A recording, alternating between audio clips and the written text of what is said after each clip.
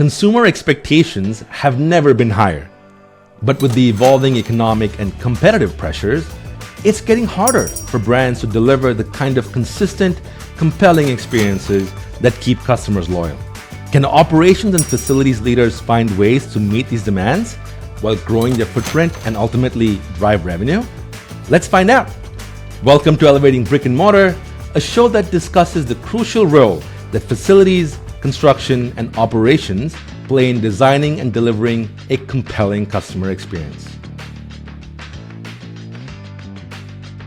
Welcome to Season 5 of Elevating Brick and Mortar. Thank you for joining us. I am here today with industry veteran and thought leader, as well as CEO of Path2Max, Paul Walsh. Paul, welcome. Hi, Sid. How are you? Great to be with you. I'm looking forward to our conversation. Likewise, really excited to have you on.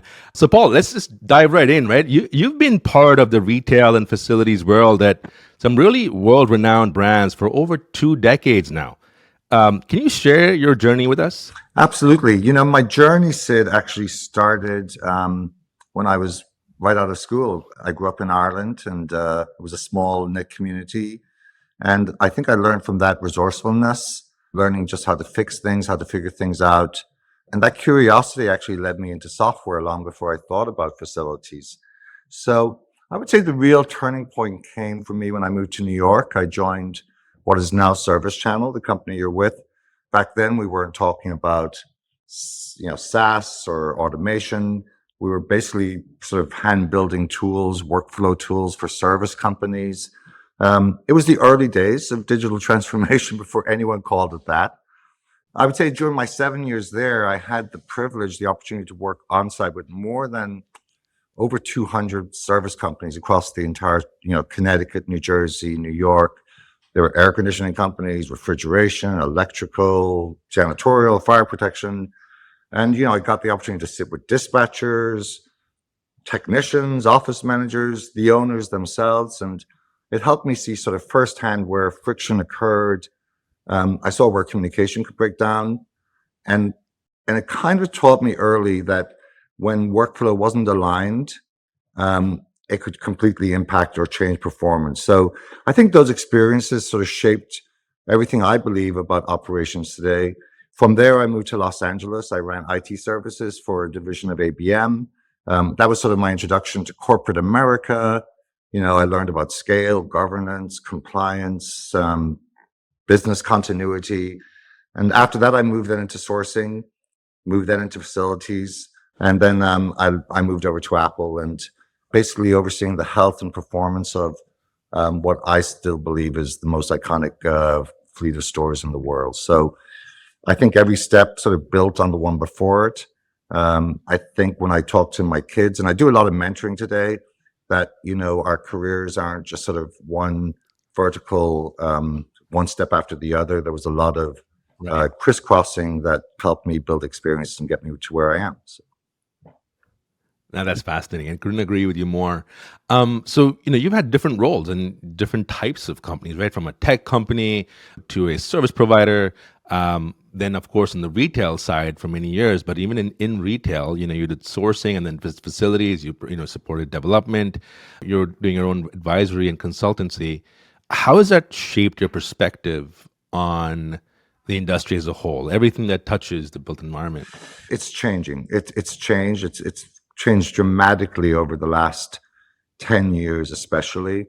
My passion ended up being facilities. Everything I did, in a sense, touched on facilities. And I would say that, facilities was viewed as sort of the quiet engine room. It was invisible. It's where everything worked. But the moment that something got in the way of the customer or the employee experience, it then became highly visible. And I think that nothing more, I think COVID changed that dynamic almost overnight, So I recall back in the days when leaders who had never once asked about, air handling units or filtration standards or cleaning protocols, suddenly they needed detailed answers in real time. And, it came down to decisions about, safety and continuity and, hey, can a store open? And it all came down to facilities. So I think that the industry has shifted. We went into COVID sort of in an invisible mode, and we came out of COVID highly visible. I can talk a little bit more about that, but yeah. You have your own consultancy advisory firm, Path2Max. What made you start that, and what is a North Star in terms of what you're looking to do? Yeah. With the experience you have. Yeah, thank you, Sid. I took time off when I left Apple, and different people would reach out asking what I was doing, and in a sense, I'd step back, and I really wanted to think deeply about what my next thing would be. People would say, "Hey, you retired, and that's amazing." And I did for about a week, and then I would started getting phone calls and emails and texts. And I spent quite a bit of time just giving back in terms of like just mentoring folks, younger people. My youngest son graduated from college, so I was spending time with him, and then his friends started reaching out as they started entering the workforce. And then I had other friends whose their kids were somehow involved in either sourcing facilities or construction development. So spending time with them sort of made me think, well, how can I package everything that I've learned over the last 2 decades or more, and sort of put something together that can actually help other folks.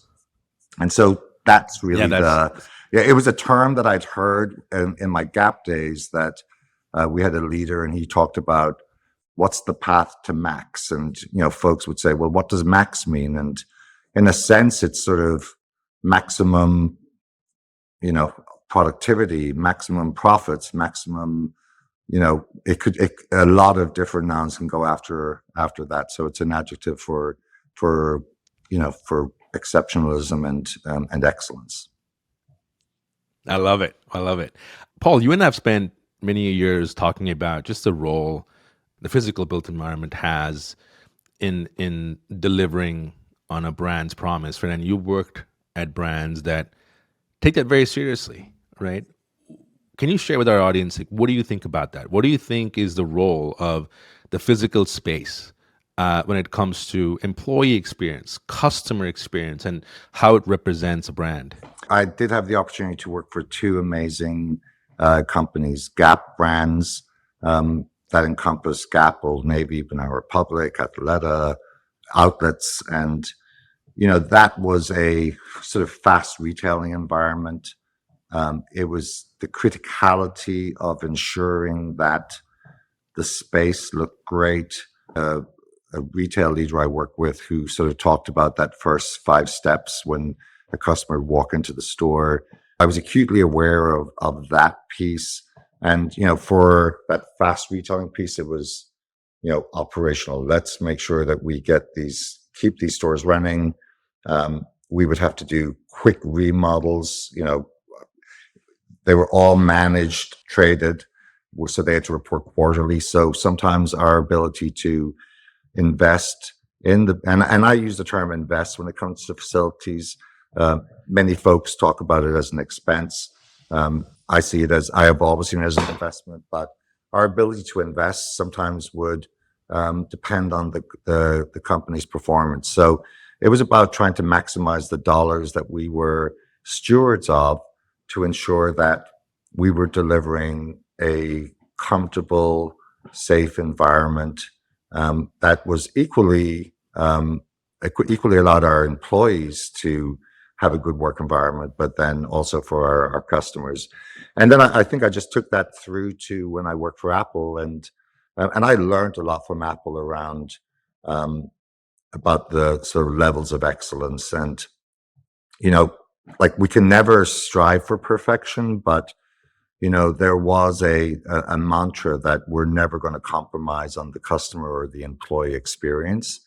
And being able to use that as sort of a guide for decision making helped me, and it helped the teams that I managed sort of do the right thing. And sometimes it meant, we would go over budget. We would have to ensure that we were balancing that later on in some form or fashion. But how do we ensure that that experience is seamless? So yeah, I mean, I think that what I learned from those 2 amazing experiences was developing a value proposition bring it back to, very simple terms around ease of use. How can we make it easy for our store teams, whether it be in an Apple store, in a Gap store, in a Republic store, easy to use the systems that we need them to participate in order then to go out and find the right vendors. How do we make it easy for our vendors to interact with us? Some of the key takeaways that I took from my time with those brands. Yeah, that's amazing. I mean, you're spot on, right? When the first 5 steps you take in, when you enter a location, like that feeling that you get, that experience you have, that's the brand right there, right? And I think many a times brands, tend to marginalize the importance of the physical space. I think iconic brands that, like Apple, that they don't call their team facilities, they call it preservation, right? Which in itself says something about how, a brand should look at what it means to preserve a space to maybe day one of opening. Why do you think the industry is perceived that way? And to your point, we don't necessarily always use the word invest when it comes to facilities. It is seen as a cost center. Yeah, I mean, that's a great question, Sid. I kind of temper everything with pre-COVID and post-COVID. Part of my career, I also led the Prism Association, which is now called Connects. And Right. and one of the things that I tried to do there was sort of elevate the role of the FM so that they were more visible, especially somewhere in the C-suite, so that, it was kind of like you would hear things like, nobody even knows that I exist until there's a major problem. And they're not seeing all of the hundreds, thousands of work orders that are taking place that are executed perfectly. They only see the one or two that turn that into firefighting issues. So I think that there was a piece around the folks that were in facilities were good at fixing issues. They were good at responding urgently, but they were not great at telling their story internally. And that was one of the things I worked on when I led Connects, was how do we elevate that role? How do we give our FMs especially, and those that were leading FM departments, the tools to be able to tell stories in the same language that a CFO or chief procurement officer might recognize. So talking about KPIs, talking about linking why the investment in facilities was important and how that would translate to, maybe an increase in sales or an increase in employee morale by, doing something that worked, helping the employees in their spaces. So I think that's the part. I think that, like I said, through COVID, really that a lot of that sort of invisibility, it was like an invisible cloak was shaken. Right. And, it became then very clear that, that this facilities team or preservation team were a critical asset to any type of multi-site, organization. Just digging into how the industry has changed, especially during the COVID era, right? You've been in the space for a long time, and you've seen the industry kind of evolve, right? In terms of how it embraced technology, in terms of, maybe how the industry is perceived. I think there's a long way for us to go, as you pointed out. What is your view on kind of how far we've come? Yeah, I mean, listen, if you go back 20 years ago, the evolution has been dramatic, right? 20 years ago, much of the work was manual. People were faxing invoices. Data lived in spreadsheets in people's heads, and expectations were lower. And, if there was an issue on a Friday or a Saturday, you would get a memo on your desk on Monday morning to try and go back and address it. We were depending on store teams to try and figure out, how to solve for themselves, So I think some of it's structural. If you're always fighting fires, you're not going to be able to tell a strategic story. But in order to tell a strategic story, you need visibility. And so you need that clean clean asset data, for example, right? You need to see performance, like really performance transparency. You need to see clarity on spend, um, alignment, right? Like making sure that all the teams that touch facilities, finance, operations, facilities, providers, um, that they all they needed to come together, and then structure, right? I'm a big believer in scorecards, business reviews, capital planning, and I think that technology enabled that. The platform, for example, I've worked solely with ServiceChannel through my time at ABM and then into Gap and Apple, being able to pull it all together into one place so that you could have one view. That was sort of, for me, the game changer over the last 20 years. Now, today we operate with, we got IoT, we have connected assets, we have even more modern service platforms. We got mobile tools for technicians, for example. We've got higher expectations for consistency, but we also have more complex environments as well. We need to shift again, and we have, but we need to continue to shift from fixing what breaks, in a sense, to engineering sort of reliable, consistent experiences. I think that's the key. And like I said, I think COVID accelerated everything. Yeah, I want to unpack a lot of the great things you just talked about, right? So let's start with service providers, right? So in facilities, ultimately, your program and how well it excels is going to be very dependent on the providers that you partner with, because that would mean the difference between delivering great service and someone not showing up for 3 hours when compared to when they said they would show up. How do you kind of go and find the best provider partners out there? How do you manage them? How is that done well? Because I'm sure you've seen when it's not done well, and it leads to kind of chaos, right? You just don't know what you're going to expect, and then you can manage that if you just have the right framework, right? Finding the right providers, obviously being part of an association or industry associations is critical, because it allows you to network, and being curious to ask a retailer in a similar space to the facilities department that you're managing, asking them, for example, like I had a question I would ask anybody that I met. It didn't matter what facilities team they were managing. I would say, hey, who is that one vendor that if you had to fire them all, you had to get rid of them tomorrow, who's that one that you would fight tooth and nail to keep?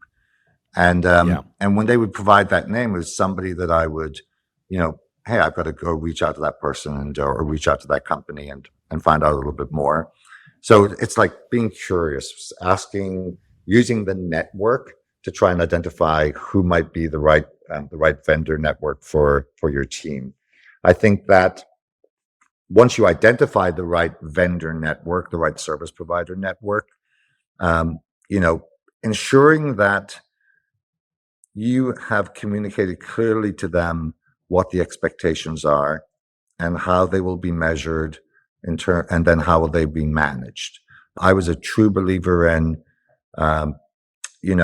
finding vendors that were an extension of me, so that, I could trust that I could give them any issue, deal with anything, and they would do it as if I was doing it myself, with the same care, the same perseverance, the same high level of expectation. Answering your question in a roundabout way, really going out and talking to your vendors. I learned that from my early days, as I said, when I was installing software and teaching service providers how to leverage it so that they could manage their business.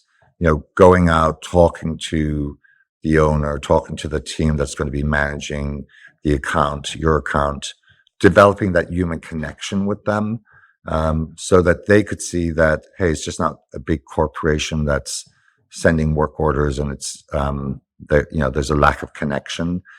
And then once you have enough data, and obviously leveraging a work order management platform to collect the data, being able to explore, do some analysis to see, hey, are there trends here?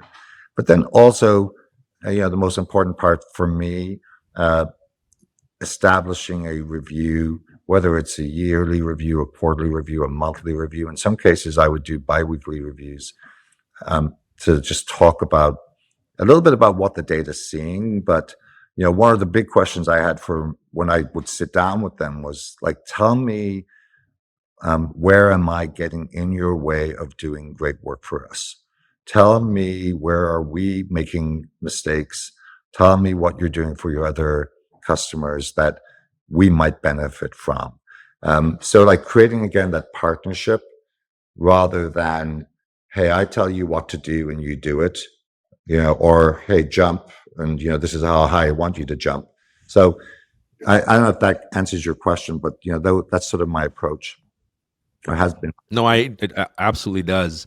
At a superficial level, many times, folks can feel that if I call a provider and they pick up my phone, like that's great service, right? Yeah, they might pick up your phone, but like they might be terrible in all the other areas. And yes, there is a subjective aspect to it, but to your point, if you use the right scorecards, if you use the right metrics, and you use the right KPIs that are going to tell you how are they performing to your expectation, then you have an open dialogue about how they're holding up to your expectations. And I know you've been a big proponent of using objective data and subjective information to hold reviews, but there should never be a situation where you show up to a business review and the provider's like all gung go saying, yeah, we killed it. And then you're like, wait, what? Yeah, I think that one of the things that I would be most proud of, through my career is having developed vendors so that they became a little bit more professional,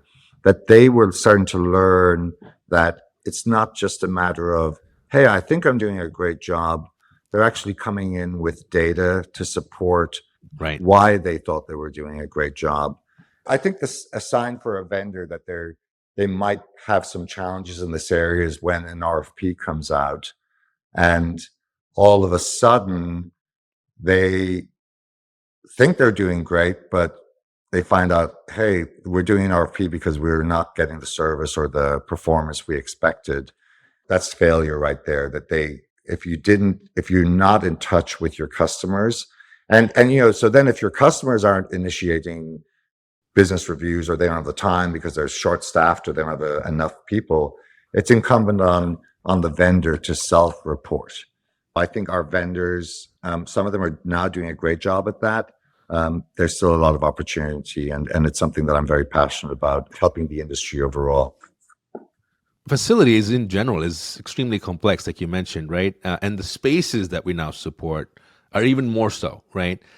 We tend to kind of get into this mode of being reactive just because of the nature of the business, right? You're always chasing what needs to be fixed. But you can get out of that mode. You can, with the right tools, with the right technologies, the right frameworks, and the right programs, get to a state where more of your work is planned, and even your reactive work isn't as critical because you have a program that is allowing you to take a step back and be more, and get more predictability. You'll never get away from a situation where there's never emergencies and there's never reactive work. Of course not. But it can be better than just always chasing fires, right? In your view, like how does one essentially do that? How do you get to that state? I think there's two pieces here. One is you have to examine your team, and are they firefighters, or are they strategic? Are they, do they think strategically? But in order to operate, to fix anything, to move forward, you have to start with visibility. If you don't know what your assets are, for example, if you don't know your spend patterns, for example, if you don't know how your providers are performing, you're always going to be reactive in a sense. If you haven't built some structure or taken the time to really understand what are the workflows within your organization, how your vendors, what their frameworks are, have you built out programs that you can leverage and pull on at a moment's notice, um, you know, you're never going to get away from that reactivity piece. The most famous arsonists in the world are firefighters, that they thrived in the thrill of putting out the fire, that they started sometimes setting them. And I think that's a subconscious thing in a way. And it may just be like by not setting up your vendors for success, or your stores, or your whatever you're managing, and especially in a multi-site space. There's this piece where somebody needs to come in. And that's where I think the educating our facilities teams, leaders around moving away from reactivity is what's going to help them, not only their department, but help them grow in their careers as well. Yeah. And there's such great technology out there today, right? You've got service automation platforms, you've got IoT platforms, you've got energy management solutions that can really get you into a proactive state where you're using, automation, you're using AI and so on, which we'll talk about in a second as well. But you have to get started, right? If you don't know what your assets are, most likely your providers do, you're always going to be in a spot where you're going to be reacting, and there's a massive blind spot, right? Why is that so hard? What do retailers struggle with when they think about, well, I've got these HVAC units on my roof, I've got all these assets, but it's going to take some dollars to go and do an assessment, tag them, to put them in a system, have a system, right? And sometimes it takes courage to show like there's an ROI to it. Why is that a struggle? In this environment, I think, where, again, if as a facilities manager or leader, if you are unable to articulate the value that you or your team bring, where again you're not looked on as just as an expense, you're actually looked on as a critical business partner within your organization. Like, if you're not there, it's very hard, very difficult to move and get your whether it's a CFO or whoever to support that type of investment. And you'll run into things, and this happened in my career, where, hey, I'm sure the development team, the construction team have all the data because they built all the stores. Why don't you go and ask them for it? And those efforts always crash, because our development teams and construction teams were building stores. They weren't great at providing data. You did mention That's one right. where your vendors typically have data that can be registered, like you mentioned air conditioning equipment. That's a very good place to start. I think it's then looking for, are there outside companies that can support you on this mission? And then are there other folks that can help you articulate up to the C-suite what you're trying to accomplish, or help you sort of write the story or put that story together? I think that is a critical self-awareness for especially our facility, for my peers in facilities, that knowing what you're really good at, and then equally knowing where you have opportunities or where the blind spots are, but not letting them get in the way of what you're really good at. So I think the opportunity is there. It's a no-brainer that we would be trying to move, and we should be moving to where everything is much more proactive than reactive. If you can tell the story, if you can, first of all, do you have access? Have you built some credibility within your own organization? So that means, again, telling the story. That means capturing the data. That means if you don't have a system to capture all that data, that's where you need to start from day one. Yeah, I completely agree. I mean, I think one thing that we all agree on is this is a journey, right? You're never going to get to 100% on day one. But if you're starting out and you have nothing today, start by getting the right technology partner, whoever it is, right? Get the right the platform to be able to even have visibility to what's going on. Then, you got to figure out how to kind of get the right providers in. Once you get the right providers in, then next is assets. Now, how do I enrich those assets? Then figure out how do you kind of, get the right IoT player and partner So you can connect those assets and then control them and monitor them and manage them, and then energy management. It's a journey. This is going to take some time. We impact the brand, we impact the consumer experience. This is what we do. The impact we have is not fixing broken things faster. It is, elevating the experience a consumer has, and then from there you build upon and kind of, to your point, ask for the right investments to kind of get on this multi-year strategy of transforming your facilities team. Absolutely, 100%. We talked about AI a little bit, right? AI is everywhere, and it's interesting, right? There are many companies that just put a .ai after their brand name, and you kind of peel the onion a little bit, and you're like, "Where's the AI here?" There are some really phenomenal, companies out there that are doing some really interesting things, and it's making its way into the built environment as well. Yeah. What's your perspective on how AI is already influencing our industry, and what it's going to do, to our industry? AI, if used correctly, will help remove friction across the entire workflow, from triaging issues to diagnosis, dispatching, communication. We talk about asset modeling, capital planning, but what it does really well is it augments human expertise. It allows teams to operate with far more intelligence and far less noise. So, I think at a macro level, that's how it's going to help influence our industry. Just being able to duplicate avoidance and predict things, like maybe even be able to predict service level expectations down to the type of unit or the city or the zip code, helping match the right vendors, detect those pattern detections, asset life cycle modeling. I think anything that provides information, modern, manual analysis, or we have to use intuition. I think AI can do them instantly, and I think most people, even listening to this, will have used AI in some form to help them in whatever capacity. Are there any companies that you've come across in your different roles that might be in early stage or growth stage that excite you? I'm excited about companies where they're able to combine sort of this deep operational understanding and leveraging them with AI.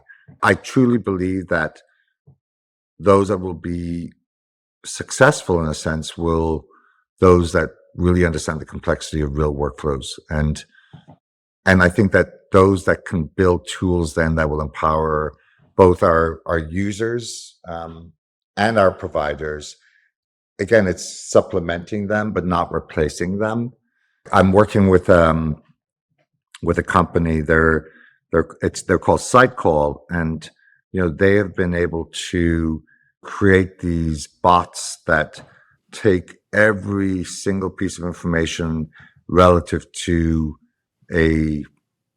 one element. It could be a motor, and train that bot to be a support to in a contact center where, hey, I have an issue with this motor. The bot has this amazing amount of information. It's looked at work orders. It's taken all the manuals that are out there, providing and supporting. I think that's where it's going to really be helpful in the industry.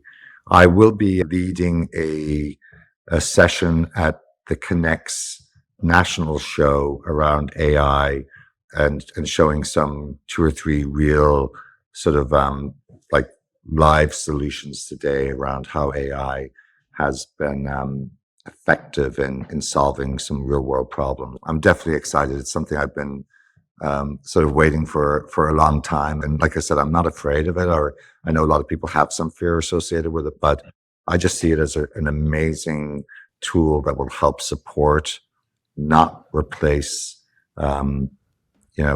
people, but it's definitely going to help enhance our ability to provide great service. We don't know fully all the areas that's going to affect the industry, but we do know that those that don't adapt and those that don't educate themselves and those that don't leverage AI for everything that it can do to help solve real problems, you're going to get left behind, or it's going to be like a freight train coming at you, right? There is no option of putting your head in the sand and saying, it's going to go away. This is not a fad, right? And I wonder, like, is our industry ready for that? Is our industry embracing AI and all that is available out there in terms of the technologies and the partners that are coming out with new solutions to solve the problems they've had versus trying to solve it just the way we've always done things for the past, 25 years? It goes back to a very simple term that we used, that we've always used, which is bad data in equals bad data out type thing. And then sort of a language, a unified language across facilities is important for the bigger picture of helping the industry move forward. And I think that's not there today. We have to be very careful with AI. And I am nervous when I hear about, I'm talking to, again, vendors and my peers where, hey, their internal IT department is taking on any AI project, including around, say, facilities. And that makes me very nervous because we're going to have just a whole massive bunch of AI tools that are not really then connected. I look at the manufacturers, for example, especially when it comes to any type of equipment, that they're in a great place to help support and be able to help our vendors, technicians troubleshoot issues because they have all the information that sort of AI needs. We just need to feed them the service data. But I've seen some amazing use cases around, I use that example again, Sidecall, where leveraging these tools have significantly reduced cost and improved uptime. The data is real. So I'm excited. I think that we're in the infancy. If we can help it, in the very least, get us to a predictive maintenance model and get away from reactive, I think that would be a huge step forward. Yeah, agreed.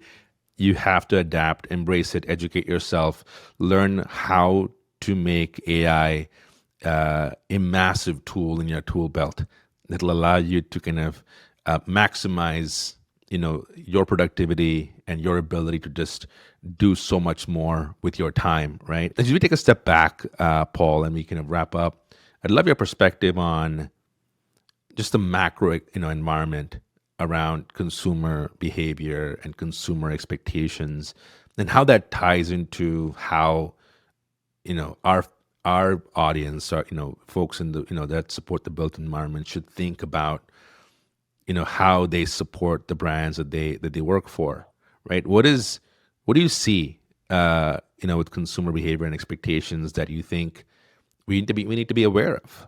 I'm a consumer, you're a consumer. We want, and we've been trained now to want immediacy. We want predictability.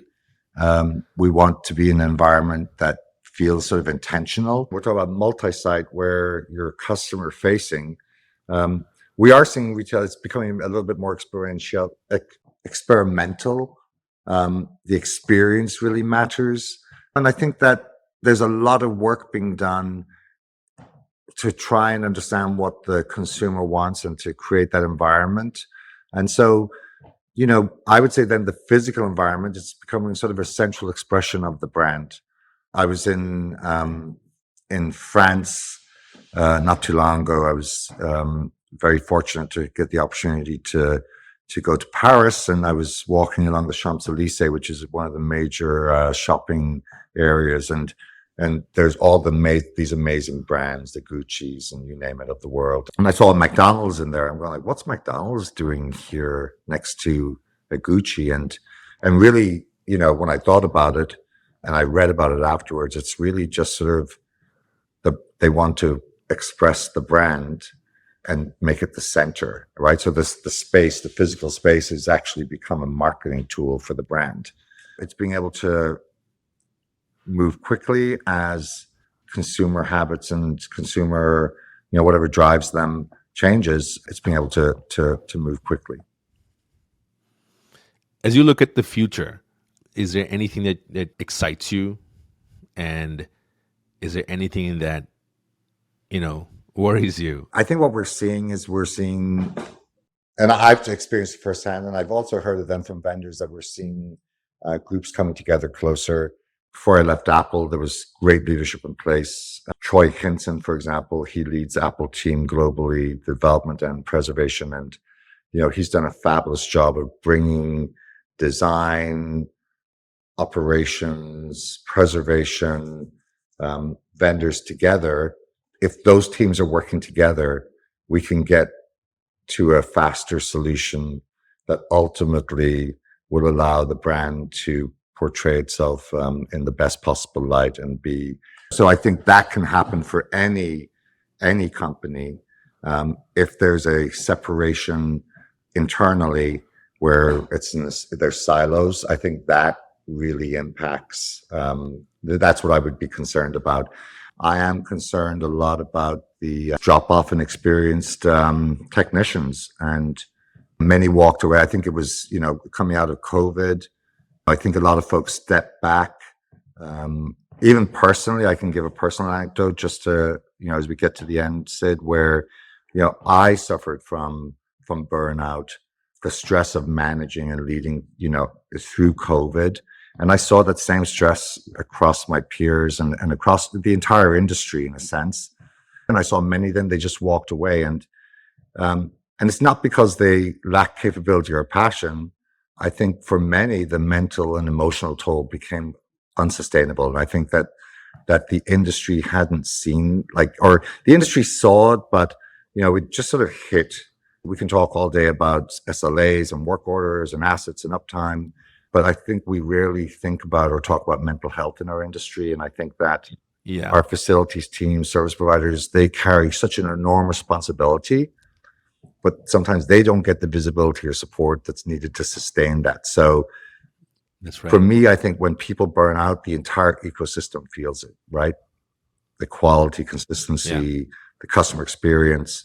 And I think the pandemic forced the industry to recognize sort of the scale of, the responsibility that facilities carry. So it's definitely shaped my personal philosophy where, it's not just an operational function, it's deeply human work, right? I think that to me is like what really, now I'm sort of feel so super inspired again to support and to help in any way. And I love, like I said at the beginning, I love mentoring people. So if anybody ever wants to reach out and ask me a question or, based on my experience, I'm happy to give my time, and I'm a big believer in that.